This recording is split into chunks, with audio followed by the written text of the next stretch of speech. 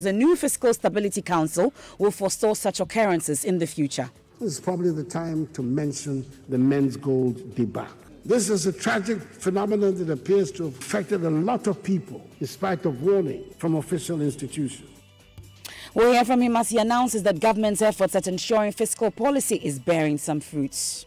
We know election years will come around and there will be pressure on government to splurge, and persuasive arguments will be made that you have to stay in government to be able to implement your program. However, I am bent on running a responsible administration, mindful of the next generation and not merely the next election. And of course, we have some reactions as well. There's no affordable housing in Ho. So for President Kufuor to say that he's going to continue the affordable housing in Ho, I said, what? Is the president lying to Ghanaians? Getting to 3 years now. They have not even bought a land, let alone buying a sand to construct one house. We'll hear more from the president's third State of the Nation address, but relatives of 3 missing girls in Takoradi disappointed over President Akufo-Addo's silence about their missing daughters when he presented today's State of the Nation address. It's another trying to tell us that what is going on. He hasn't no idea, like he hasn't heard anything or what. Maybe she wants to see maybe serious demonstration, like we will start to spoil things at the police station, or maybe he wants to see that before he will react. So we will do that. We have details as more voices join campaign to pile pressure on police to find our tardy girls nearly 200 days since the first girl disappeared. And in business, President Akufo-Addo announces plans to review the country's tax exemptions policy. And later in sports, President Akufo-Addo reiterates Ghana's commitment to hold the 13th All-African Games and reveals plans to upgrade the country's sporting infrastructure. We have all the details for you here on News Nice. Why don't you send us a WhatsApp if you have a comment? 0244 340 437. My name is Evans Mensah. I am MFA Pao.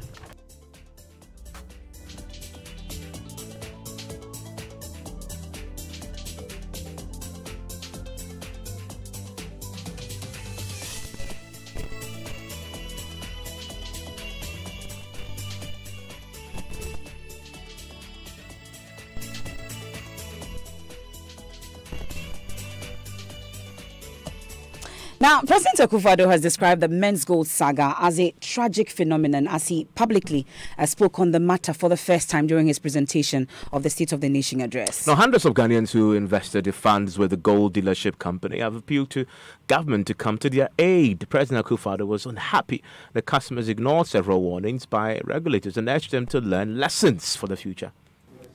Again, while I'm on the subject of rogue activities in the banking sector, this is probably the time to mention the men's gold debacle. This is a tragic phenomenon that appears to have occurred in plain sight and affected a lot of people, in spite of warnings from official institutions. As the authorities try to unravel the intricacies of what happened, I admonish all Ghanaians to learn the necessary lessons for the future, even as state institutions work to bring a resolution to the matter, and those who are seen to indulge in criminal activities are brought to justice. Last week, I inaugurated the Presidential Financial Stability Advisory Council, an interinstitutional consultative coordination body which groups together all the regulators of our financial system and whose purpose is to advise the President on the measures to be taken to preserve the stability of the financial system. The existence of such a body would have forestalled the emergence of the men's gold saga and will make it difficult in future for any such scheme to get off the ground. Now, some of the customers were at Parliament today with placards over what they say is government's inaction in helping them retrieve their monies. They say they are disappointed in the President over his remarks on the issue. I am Mahmoud Salifu, a member of the aggrieved customers of Men's Gold. So we are here purposely to picket for the President to notice our concern and what we are going through for the past 6 months. It's been so difficult. People cannot pay for their ward school fees, so their kids are back home. Parents cannot pay for their rent. People cannot pay for their medical bills. It's been tough. It's been hell. And we want the President to do something urgent. This is a national emergency. He commented on the issue today. That is so brief, as if, I mean, this is not a kind of response we need from the President, especially This is the most far-reaching financial calamity to have befallen this country. And we will expect serious response, which would lead to resolution within a matter of few days. And you didn't hear that? We didn't get that from the president's speech, which is disappointing. It is very, very disappointing. And you tell us that you've issued an arrest warrant for Namwan. As of now, you tell us he's in Dubai. But how about the two other directors? Where are they? Huh? I'm interested in hearing from more of you. We all heard from the president today cautioning that going forward, people should be careful with where they invest their monies and all. What will be your reaction to the president's comments on the matter? Judging from the fact that he has been silent for all this month, we expected that at least he will give us something. He will expatiate on the matter, tell us exactly what the steps they've taken to resolve the issue. This is a government that is showing us, is trying to tell us that he cares. We want to see his caring in actions. So that for you, a satisfying comment from the president would have been like what? Well, at least he should give us tangent steps that they have taken. And then they should give us timelines. Maybe in the next 3 months, everybody is going to get his money. As we speak now, we do not know where Namwan is. He should be able to tell us. So he came out on the street today. Did you catch his attention? Did well, we tried to do that. What happened when he came around? We tried to do that, but the police prevented us some way, somehow. But the other point is that you are trying to confiscate the man's assets in order to help us get to the bottom of the matter. But we are not in the known as to how much of the assets have been frozen as we speak. Which also you would have loved the president to address in his State of the Nation's address. And again, how many accounts have been frozen? And how much is in these various accounts? We need to be in the known.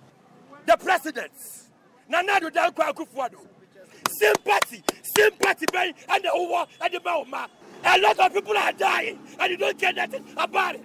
A man for your slug, you don't care nothing about it. So because the cathedral, forget about the cathedral. I said forget about the cathedral. You heard there some aggrieved customers when they stormed Parliament earlier today during the presentation of the State of the Nation address. But let's quickly speak to one of the leadership of the aggrieved customers, Isaac Nyanko. I'm sure you share in the sentiments of your colleagues there. But let me ask you pretty straightforward, though. We know that Namwan's properties were seized by EOCO. Have you received any communication on when you will get paid, or have you been paid? Good evening to your listeners.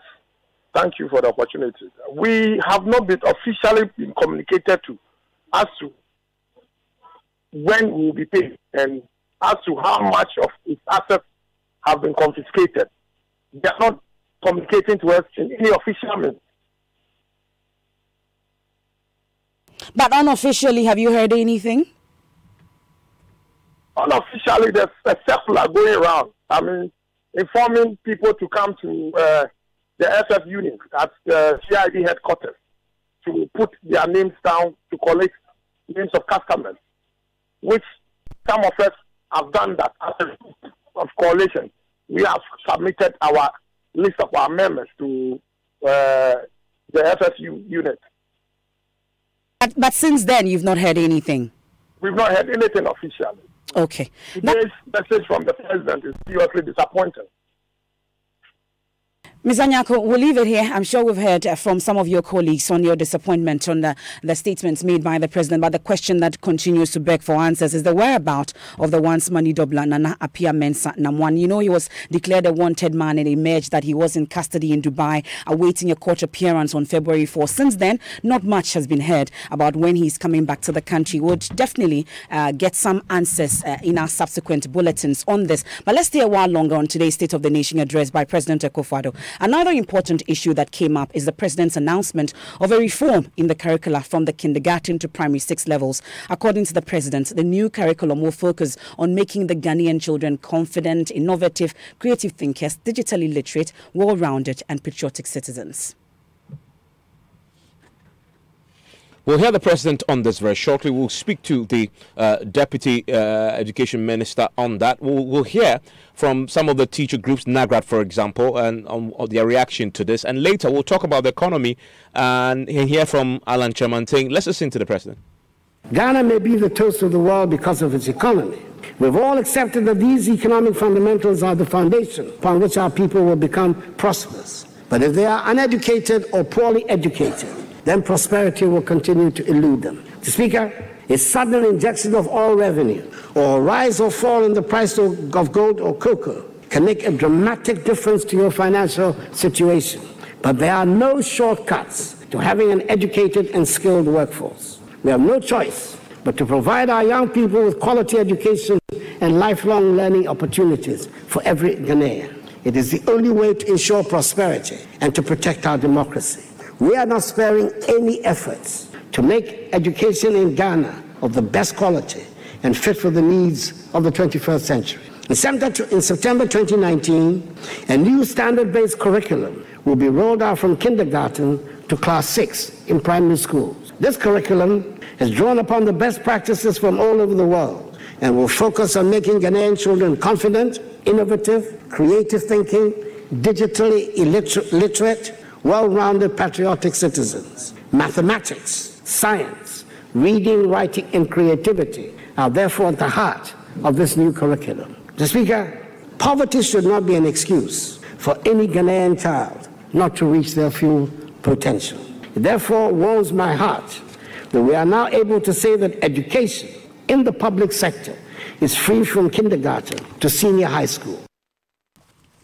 So you heard the President Akufo-Addo. Now let's get some quick reaction on this. We have on the phone the Vice President of NAGRAT, Jacob Anaba, on this latest development. So what do we know about how this new curricula will work? As teachers, do you know?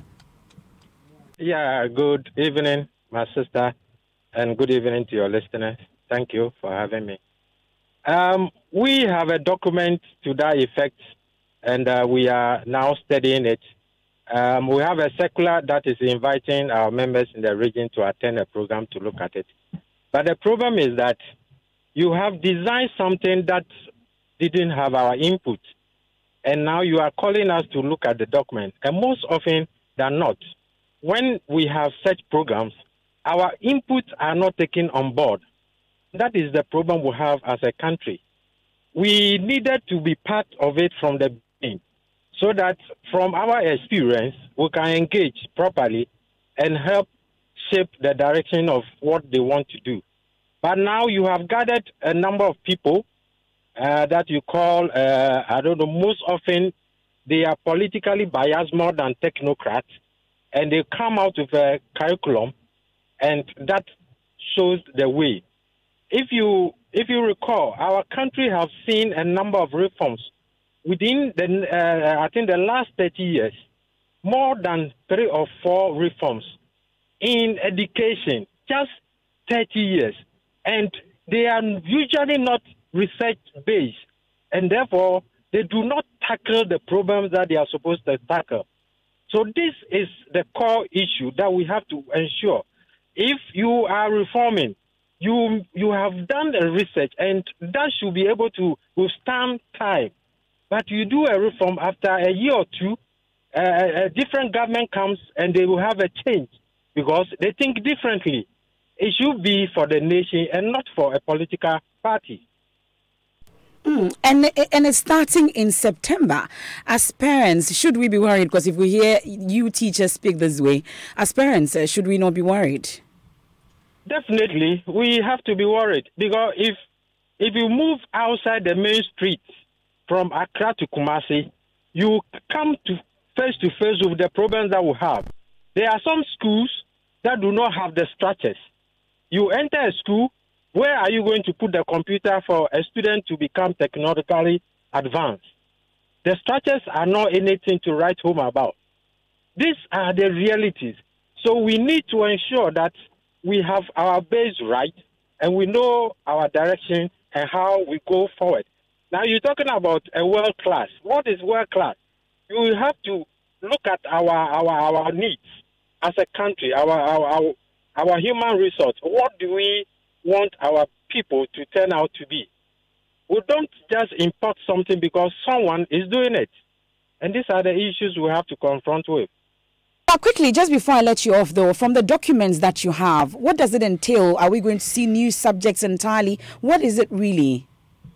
Yes, we are trying to merge some of the subjects, reduce the number of subjects at the primary level, and then increase the contact hours in science, mathematics, and innovative teaching. Those are the areas that they are looking at. But if they're increasing contact hours, aren't these positive, I guess, elements of quality education? Yeah, they are increasing contact hours in those areas that we think that we need to improve upon. That's science, mathematics, innovative teaching. Those are the areas that we think that we need to concentrate on, which is not bad in itself. But we are looking at what are the facilities in the schools to be able to contain these changes that we're talking about. Okay, so you don't have a problem with the curriculum change itself, but the resources to execute it.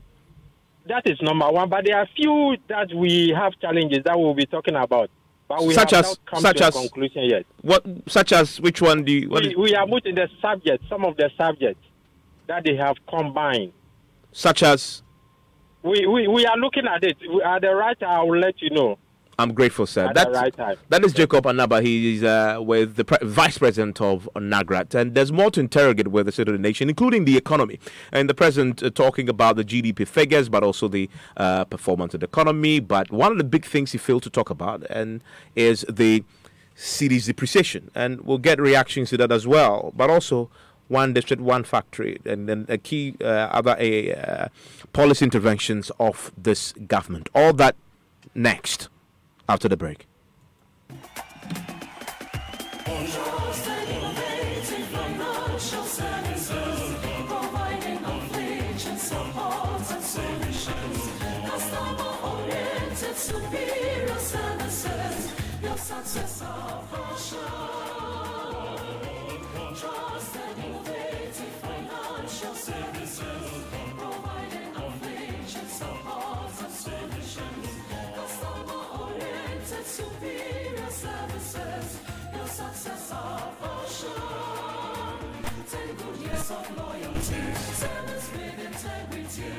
Protective of our guardian ground. 10 years of Texas, 10 years of loyalty. Your success our passion, oh yeah. Your success our passion. Your success our passion. Asu, are you in the market yet? Yes, ma. Kindly buy me a few more things. Okay, ma. I'll send the money one by one so that I don't mix them up. I received 2 Ghana cedis alert now. Yes, ma. Good. Use that to buy red salty tolo beef. For 10 cedis, not topping up, not of fresh live cockerel.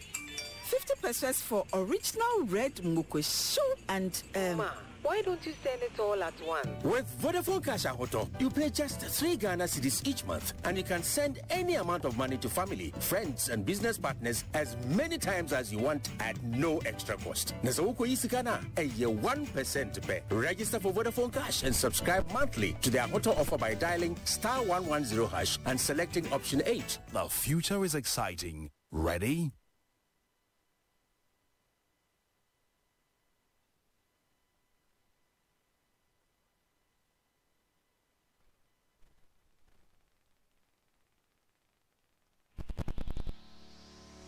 It's time to experience something different, unexpected, and definitely beyond banking. It's a new era at GCB Bank, Ghana's most welcoming bank, where we offer you a world of financial security, flexibility, and convenience. We swiftly serve you with over 180 branches and 300 ATMs, and provide e-banking solutions that make it possible for you to bank anywhere, anytime. When you need a personal loan, sooner is better than later, so we give it to you in 24 hours to make sure the experience is always memorable. At GCB, your opportunities are limitless and we keep you smiling at all times.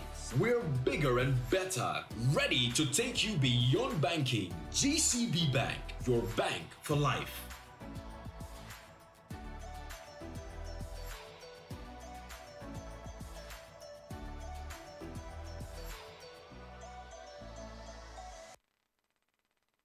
Joy 99.7 FM. You're welcome back and thanks for staying with us here on Newsnight. Now, while outlining the state of Ghana's economy, President Akufo-Addo says that the country's gross domestic product, GDP growth, is among the highest in the world, forecasted at 7.9%. He was speaking at SONA today. In May 2018, a $2 billion Eurobond was issued for 30 and 10 years of $1 billion each, with coupon rates of 8.62% and 7.62% respectively. And these were the lowest rates and the longest maturity in our history, signifying confidence in the economy. It comes as no surprise, therefore, that today Ghana is the leading recipient of foreign direct investment in West Africa. Mr. Speaker, these are good figures. And as we prepare to exit from the IMF program in April, we expect impressive figures and good performance to continue. We are very much aware that this is not the first time we have had such a good set of figures, but we're determined to do things differently this time around. We have imposed on ourselves fiscal discipline, we're paying off legacy debts and deepening good governance practice, and business confidence is growing. We will maintain the discipline and bring progress to our country. We've decided to institute a legal framework to help with the discipline. We've passed the Fiscal Responsibility Law, Act 982, capping the deficit at 5% by law.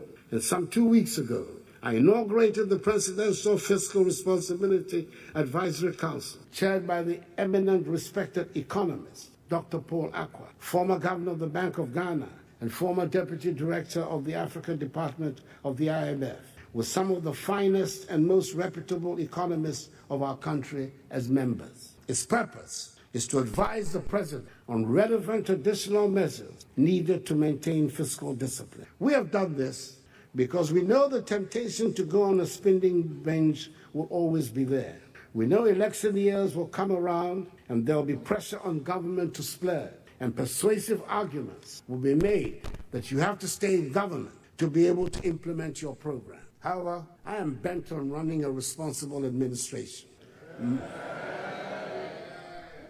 mindful of the next generation and not merely the next election. Now, the president's accession appears to be in line with what some traders have now become used to. Clement Boateng is co-chair of the Abossey Okai Spare Parts Dealers Association. To be frank, if you look at all the economic indices, you will say that theoretically it's not bad, because presently, if you look at the policy rate of the Bank of Ghana, it is about 16% thereabout.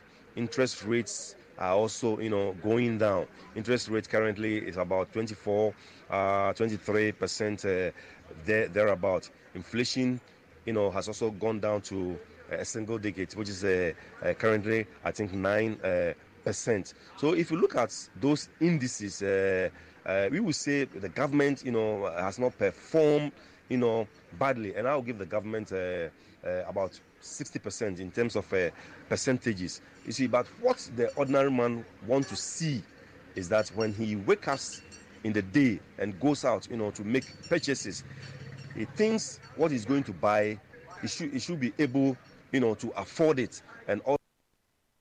Now, while the president was delivering the State of the Nation address, my colleagues Justice Beidou and Maxwell Agbagba monitored the address with traders at Abossey Okai and Okanshi Central. Let's start with Justice Beidou's report. His Excellency, the President of the Republic of Ghana, Nana Addo Dankwa Akufo-Addo. As the president mounted the podium in Parliament, many who could stay glued to their TV sets. So too did business owners in Abossey Okai, Ghana's biggest automobile spare part market. William Owusu runs a family business here.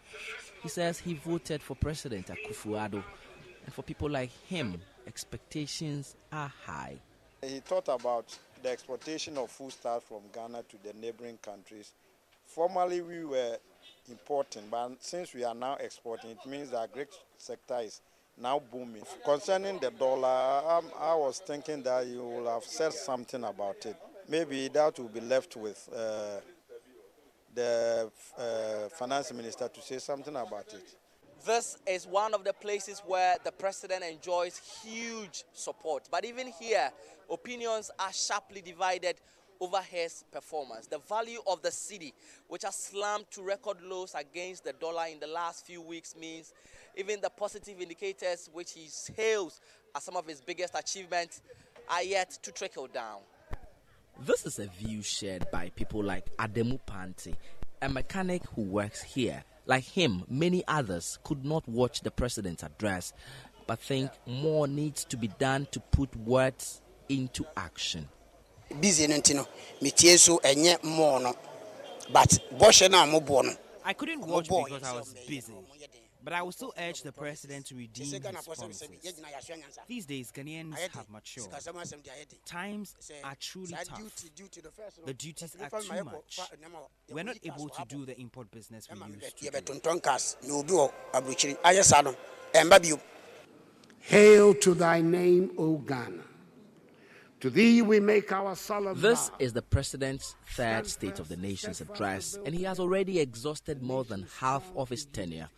While he may be right in trumpeting his biggest achievements, many, even in his core constituency, still say they want to feel more action and less of talk.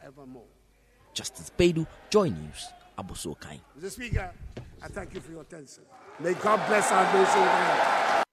Well, from Abossey-Okai, we can now bring in the Trade Minister, Mr. Alan Kyeremanteng. Mr. Kyeremanteng, I'm grateful for your time here on Newsnight. Okay. Let's start with what we just heard there. A group of people who I'm sure you know very well, your friends from Abossey-Okai, they were very disappointed that the president didn't talk about the cedi's depreciation, something affecting trade. And I'm sure you'll be very aware of that challenge. Yes. So go on, Evans.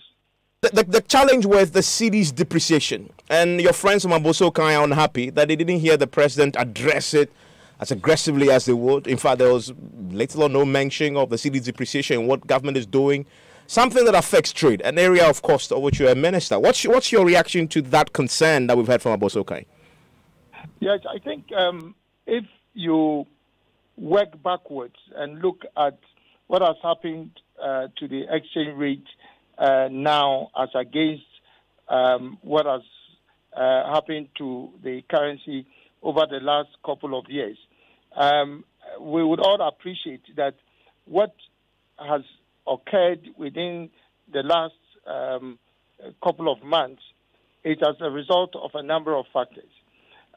Number one, generally speaking, when there's an outflow, increased outflow of forex, that can always cause an increase or a further spike in the currency depreciation. So you'll find that when there are significant transfers of forex, first by the corporate entities, and specifically also there are bonds that were issued which are now being covered over the period, those are areas that would definitely affect the amount of, let's say, foreign exchange that goes out of the system. As soon as you have more foreign exchange going out, that automatically also then reduces the amount of foreign exchange that is available, and then that also causes depreciation. Secondly, also, if you compare the depreciation of the cedi to the dollar as against the other currencies, you'll find that the cedi has depreciated more against the dollar than is the case with the other currencies. And that is often the case when the performance in one of your trading partners in the economy is much stronger. That affects also the exchange rate between your currency and then the currency of that particular country. Thirdly, also, obviously, we need to be able to export more. If you export more, you earn more foreign currency, and that also then helps to stabilize your currency. So there are many factors that would affect the depreciation of the currency. But I'm just saying that what has been recorded between May of 2018 and now, you would find that we know specifically where it is coming from.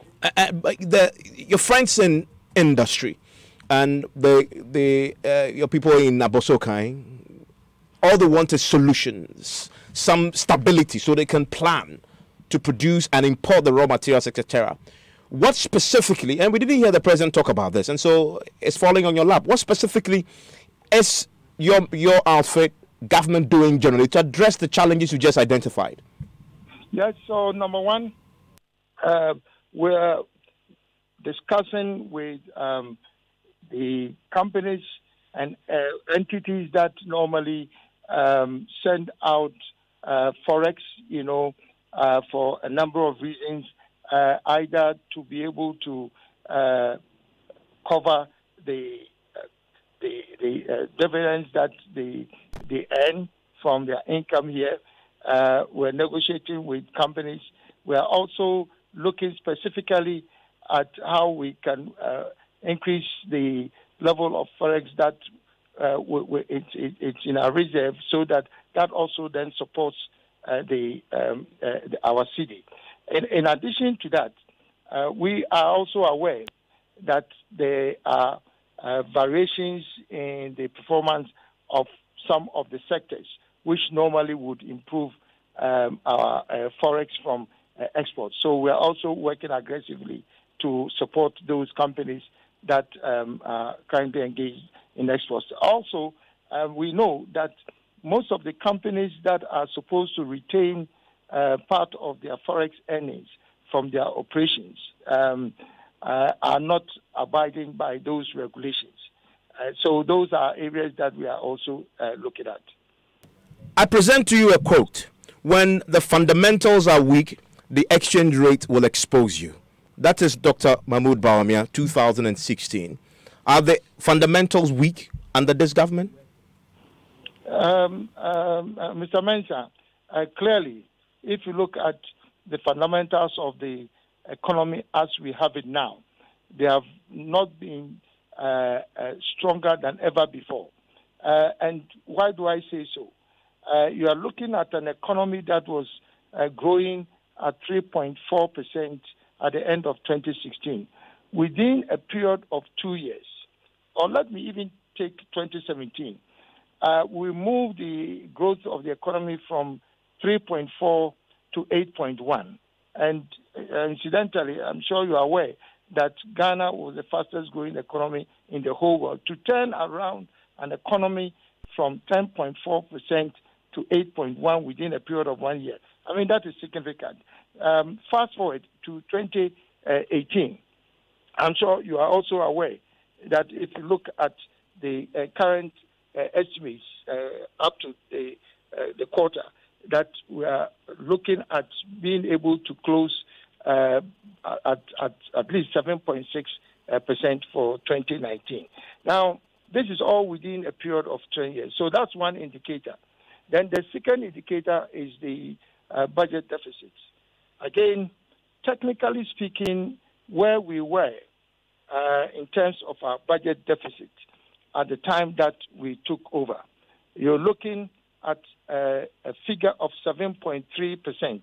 This was, if you use the rebased value of the economy, it was about 7.3%.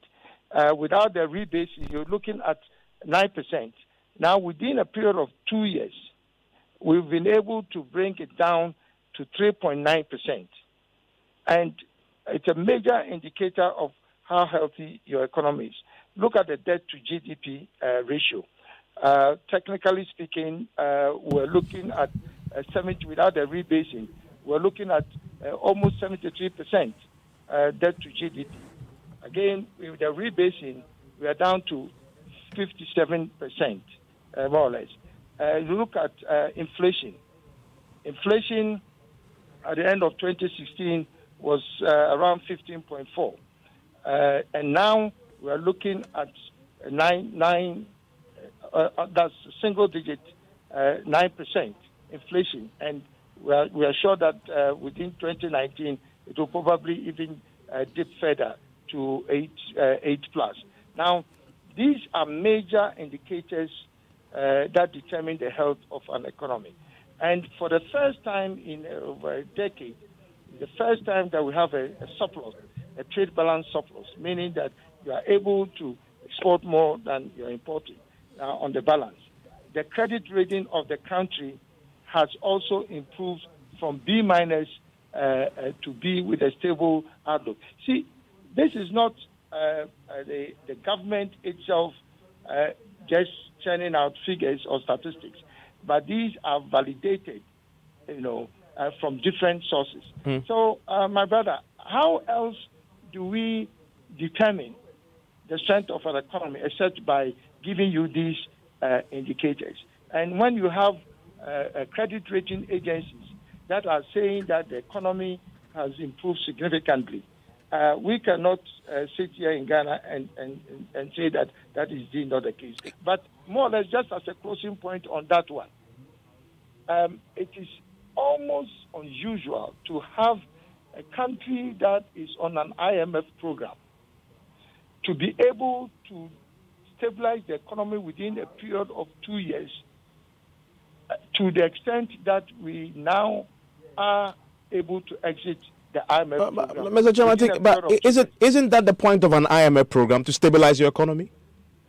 Yes, but everybody who understands the process of stabilization will tell you that it doesn't take just a year or two to move your program from an underperforming economy to that has gone. And let me also try and draw attention to this fact, that at the time that the previous government took over the first NPP government, we had actually exited out of the IMF program.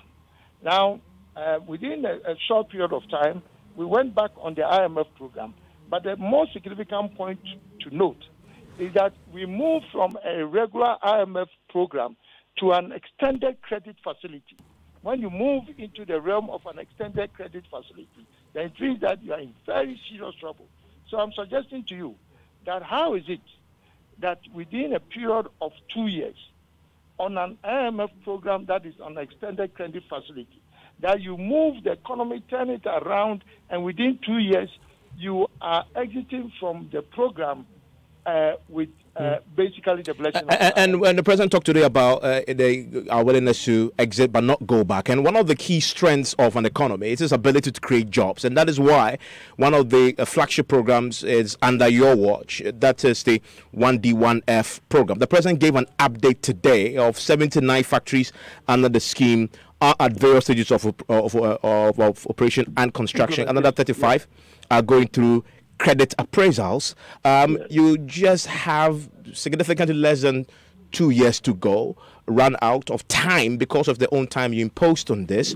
Can you deliver all the districts as you promised within the time frame you have left?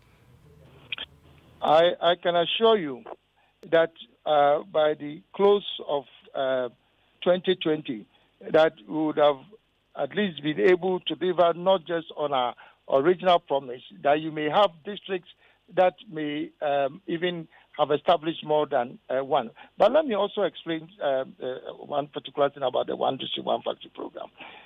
It is not about government setting up state enterprises in districts. We've made it clear government is supporting the private sector and providing an attractive incentive framework for Ghanaian entrepreneurs, foreign investors, to be able to invest in industrial enterprises around the country. Now, what government has done is to be able to provide that framework that has stimulated such an interest in the general public that as I speak now, we have over 350 companies that are going through different stages of credit appraisal. Now, obviously, it takes time to establish a factory, and I think people know that you don't go to a shop and go and buy a factory. It takes time. If, for example, if it's an agro-processing factory, that you of course have to set up the raw material base and then feed it into the factory process. But be that as it may, if within a period of just 2 years that you have 79 factories that are at different levels of implementation, that in itself is a significant achievement. And remember also, the president mentioned this, that under the Rural Enterprises Program, another set of 50 enterprises, basically small-scale processing factories are going to be established in 50 districts, and these are going to be owned and managed by organized youth groups, particularly in districts where there is evidence of post-harvest losses. Yeah. So you go to a particular community, you see clearly that oranges are going bad. You don't necessarily need a $1 million factory to be able to deal with the problem.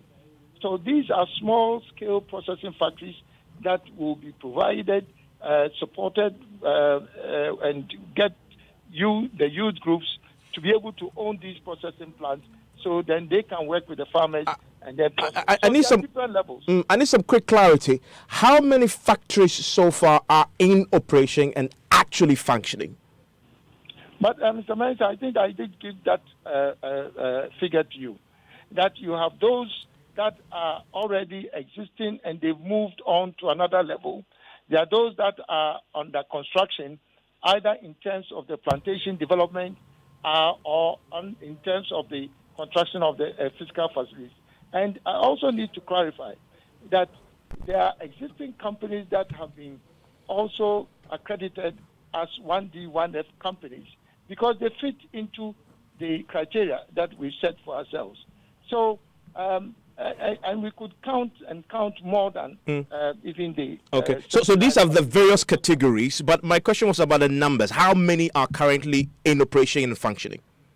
But I've explained to you that these are different levels of implementation.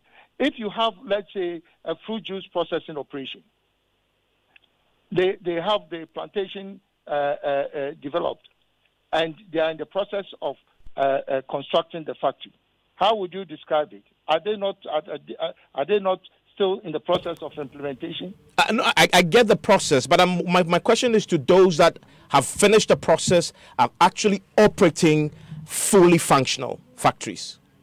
At least there are 45 companies that have been accredited and approved as 1D, 1F companies that are already in operation. I am grateful, sir. Thank you very much, Alan Kyerematen is a trade minister. So 45, he says. That is time now, good time to do business. And you are talking about tax exemptions and also...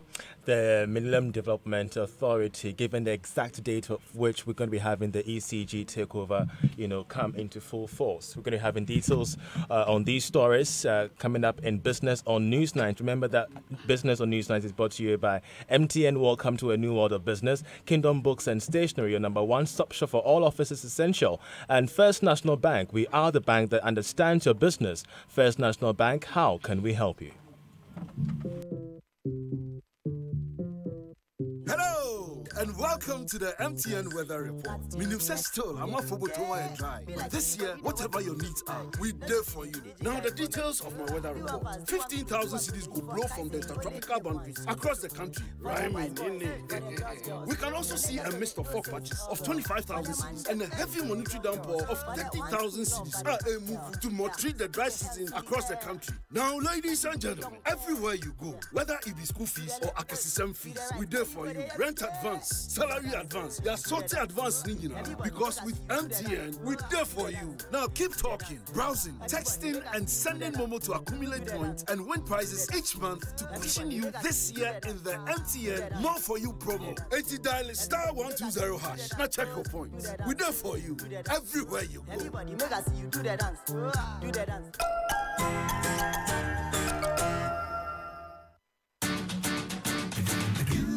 Nothing but the best, we stay above the rest. More quality, more affordability. Kingdom Books and Stationery.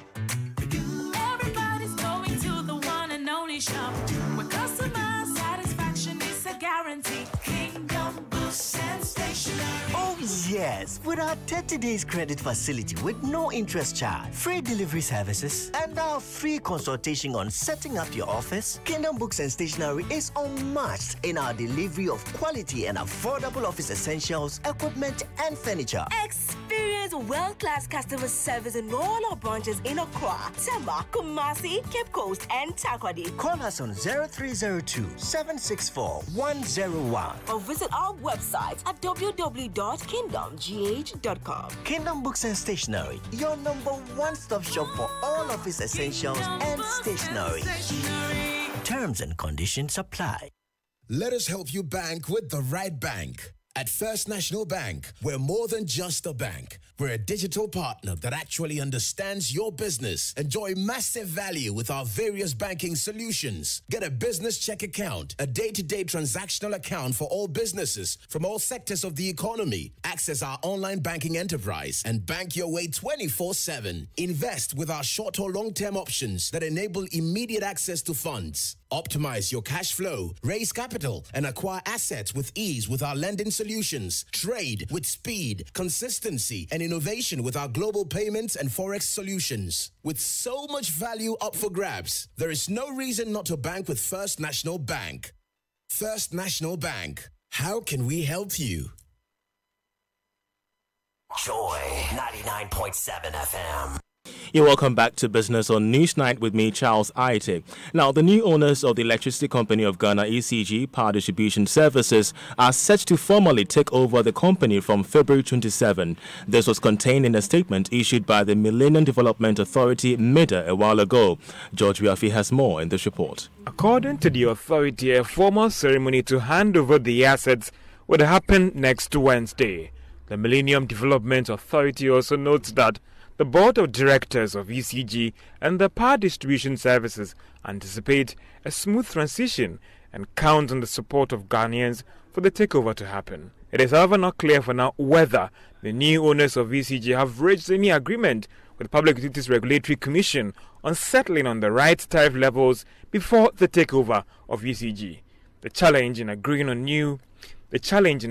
the right tariff levels had delayed the takeover, with some analysts arguing that it could affect the country's chances of securing the new compact from USA.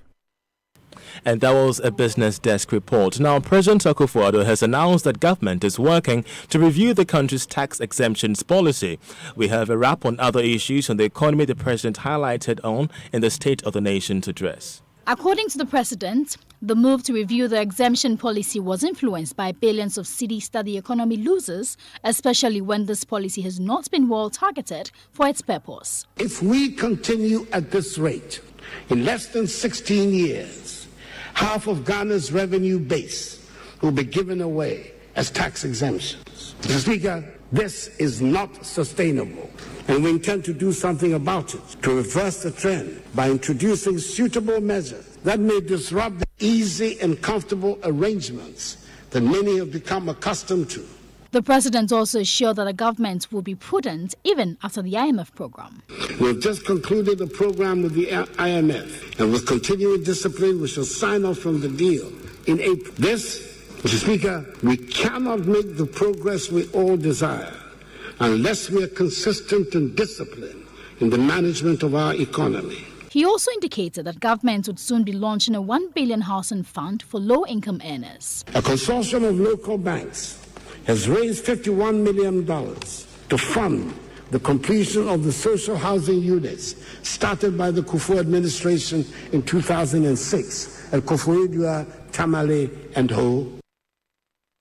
And that's a Business Desk report. Meanwhile, the minority in Parliament is challenging the president's remarks on developing the oil sector.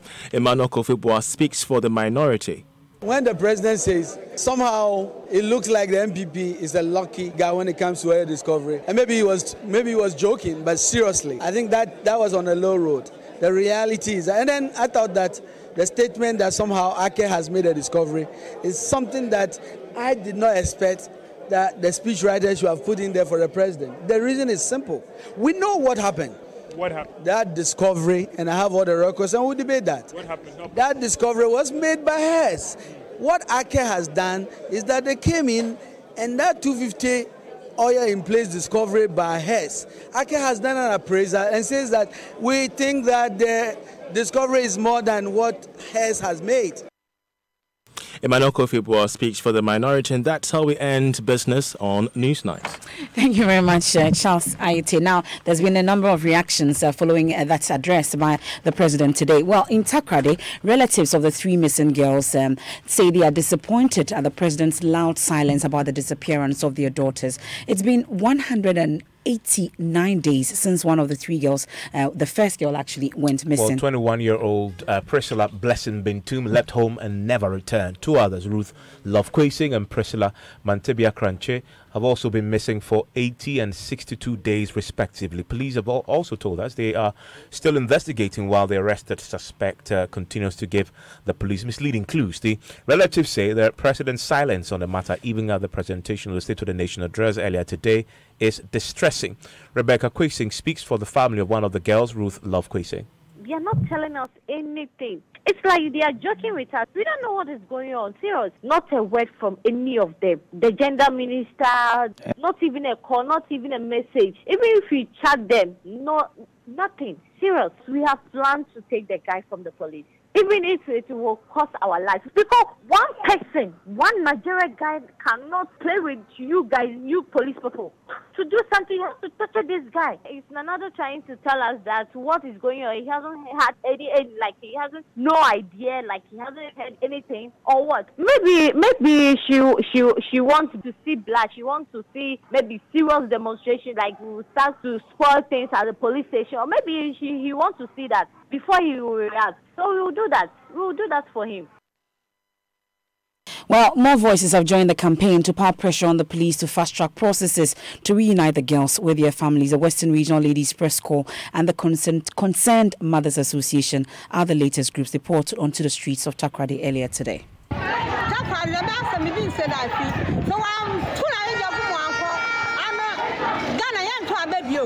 These issues never happened in Takoradi. Now see what is happening. If the government does not find our girls for us, we will not vote in 2020. When our children go to school these days, we get so worried because we fear they may never return home. Government, use whatever means you can to bring back our girls. It's adding our voices to the families for them to feel belong, that they live in a society which cares. We are saying that all the assurances they've given us, we are not taking it with a pinch of salt, but we are keeping our fingers crossed, hoping beyond hope that everything or every assurance they have given us, they mean it, and so they are doing everything that they can in their power to bring the girls back. Just want to tell them that it is no longer the family, but an entire community, an entire metropolis, an entire region, and to a larger extent, an entire nation. 189 days is too long a period for your sister or your mother to go missing. The hashtag is still on. Bring back our tardy girls. Let's do some sports now. Hans Mensah himself is a native of Takoradi and has been active in this campaign. You must be so very disappointed that after all these days. Yeah, I mean, especially after the gender minister's bold declaration that the girls were still in the country. I remember on PM Express, she made, that claim. And so I would have thought that by now the girls would have been located and reunited with their families. But the search continues, and we're still hoping that the girls will finally find their way home. What do you have in the headlines today? Well, so the president, Nana Addo Dankwa Akufo-Addo, has reiterated Ghana's commitment to host the 13th All-Africa Games and also revealed plans to upgrade the country's sporting infrastructure. Speaking during the State of the Nation's address, the president revealed funds had been released for the completion of the abandoned University of Ghana Sports Stadium. Mr. Speaker, Ghana won last year the bid to host the 13th All-Africa Games. Nation with the opportunity to upgrade sporting infrastructure in the country and position our nation as a preferred destination for the development of sporting disciplines on the continent. We began renovating and upgrading our sporting infrastructure, such as the Accra and Cape Coast Sports Stadia and the Azuma Nelson Sports Complex in Kaneshie, and a complete refurbishment of sports facilities across the country. Funds have also been released for the completion of the University of Ghana Sports Stadium, started by the Kufuor-led MPP government, but abandoned soon after 2009. The Ghanaian people are also expectant of a return to normalcy of all football-related activities as soon as possible, and the Normalization Committee is working to ensure that they meet the March deadline. And that's your sports. And with barely 48 hours to the NDC's presidential primaries, the Ghana Police Service is demanding the party suspends its election security task force. The opposition party will this weekend elect its flag bearer to lead the party in the 2020 elections, and of course we'll bring you live coverage of that. But there's a statement to that effect by the Ghana Police Service. My colleague Komla Adom has a copy of that statement. What does it say? MFI police is simply, issuing some instructions, that the members of the voting public and all motorists inclusive are supposed to adhere to on the day of election. So it says, for example, unauthorized persons found carrying offensive weapons, be it guns, knives, machetes, etc., within the parameters or close to voting and collation centers shall be apprehended and made to face the full rigors of the law. It also says no motorbikes, whether registered or unregistered, shall be allowed anywhere close to a voting or collation center. It also goes ahead to say police shall be in charge of security and any unauthorized security arrangement shall not be tolerated. It also goes on to say the police is urging the NDC party executives, the delegates, the sympathizers and the general public to cooperate with the police to ensure successful and peaceful elections. It ends with a caution that any individual who is found to be engaging in any of the unlawful activities will be brought to book. And I must indicate that this was agreed with the party. In fact, the party met with the aspirants and they agreed before meeting the police to put it before. The police have clearly told the party, clearly told the police, the national chairman confirms this, that on the day no aspirant can come there with people he claims to be security people for him. Mm-hmm. And secondly, in terms of the election itself, they are washing their hands off it. The Electoral Commission is taking control of everything to the point that the Electoral Commission headquarters will serve as a national collation center and not the NDC headquarters. And the NDC headquarters will just be the declaration and then the acceptance. And so the party says they're taking this absolutely serious in the wake of obviously what has happened with the vigilante groups. So just return quickly to the State of the Nation because housing was a key thing that the president also touched on. Listen. We would reach the stage in Ghana where we would be rid of the many diseases born of filth and poor hygiene that are still part of our lives. In pursuing these goals, we need to remind ourselves repeatedly that health is wealth, and it is only a healthy population that can make Ghana prosperous. In May 2018, Ghana won accolades of the World Health Assembly for having eradicated trachoma, an eye disease that has plagued us for a long time. Today, our national health insurance scheme is buoyant. Government has paid up the 1.2 billion arrears we inherited and brought the operations of the NHIS back to life. On 19th December 2018, the introduction of mobile renewal of membership was launched. Since then, there have been on average 70,000 members renewing their membership every week by dialing *929# on any mobile network.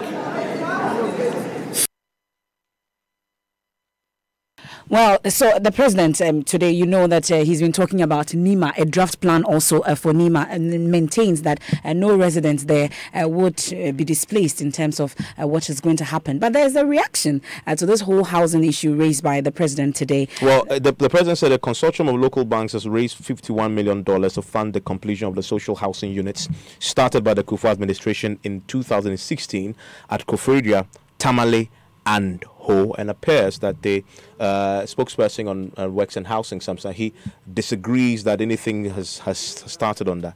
Look, the president spoke about housing, and he claimed that he's going to work on the remaining houses that were started by President Kufuor, and then he named Koforidua one, Tamale one, and then Ho. But I can tell you for a fact. Mentioned that you also continue with the one started by the NDC administration. That President Kufuor never built one house in Ho. So the president even got it wrong. There's no affordable housing in Ho. Rather, former President Kufuor started those houses in Accra here, Koforidua, Kumasi, Tamale, Wa. So for President Kufuor to say that he's going to continue the affordable housing in Ho, I said, what? Is the president lying to Ghanaians or he was misinformed? The bottom line to this statement is to the effect that he will continue with the uncompleted project started by Kufuor and John Mahama. How will you continue? If you don't know what you are going to do, how will you continue? He doesn't even know that President Kufuor didn't start any affordable housing in Ho. So I don't have any trust, confidence in whatever he said. You understand? 2 years, getting to 3 years now, they have not even bought a land, let alone buying a sand to construct one house. Quote me, they have not. Those houses that he claimed that they through their effort, they engaged Senate to secure funding to complete. That's not true. I don't remember. I'm not sure you remember. We even took you to the site, Botema site. We completed 90% of those structures at Botema. And that is Samson Ahida speaking about the housing issue in Ho. That's it for News Night tonight. Up next, you want to stay with us as, of course, we continue our program. The president also today talks about the Bagri Dam spillage, which it says the loans have been secured to construct a reservoir for this. My name is Evans Benson. I've been here with MFR Powell.